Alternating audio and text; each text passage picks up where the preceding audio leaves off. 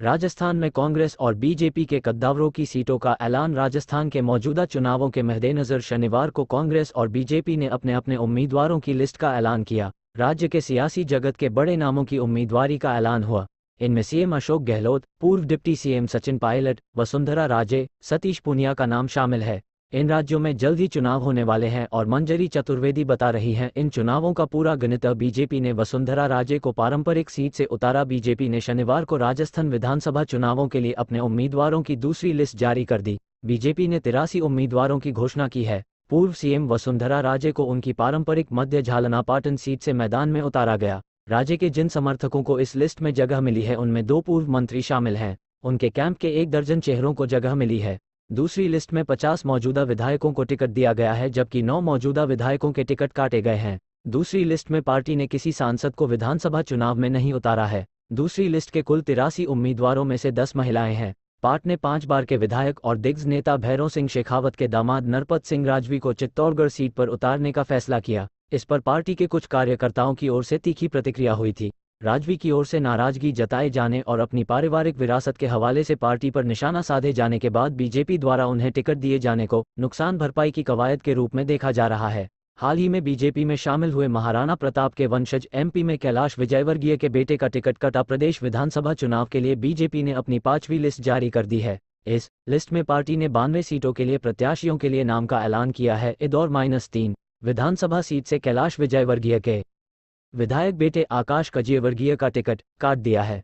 उनके पिता कैलाश विजयवर्गीय को इंदौर -1 से टिकट दिया गया है।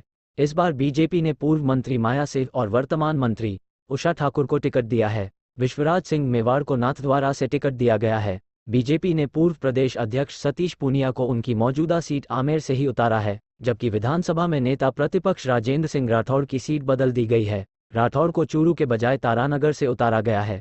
पिछले महीने बीजेपी में शामिल हुई नागौर की पूर्व सांसद ज्योति मिर्धा को नागौर सीट से मैदान में उतारा गया है।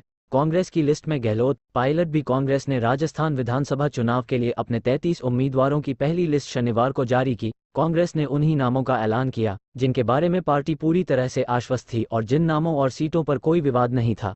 इनमें मुख्यमंत्री अशोक गहलोत, विधानसभा अध्यक्ष सीपी जोशी और पूर्व डिप्टी सीएम सचिन पायलट के नाम भी शामिल हैं। लिस्ट में 2020 में सचिन पायलट के साथ गहलोत सरकार के खिलाफ बगावत करने वाले 3 मौजूदा विधायकों के नाम भी हैं। बड़े चेहरों को परंपरागत सीट से ही उतारा गया। इनमें सीएम अशोक गहलोत सरदारपुरा से, पायलट योंक से, एनबीटी प्रदेशाध्यक्ष गोविंद डोटासरा लक्ष्मणगढ़ से, स्पीकर सीपी जोशी नाथद्वारा से, गहलोत सरकार में मंत्री रहे हरीश चौधरी को बाड़मेर जिले की बायतू सीट से और गहलोत सरकार में मंत्री रही ममता भूपेश को सिकराय सुरक्षित से और सवाई माधोपुर से दानिश अबरार को उतारा गया है। पहली लिस्ट में गहलोत और पायलट दोनों खेमों के उम्मीदवारों के नाम हैं।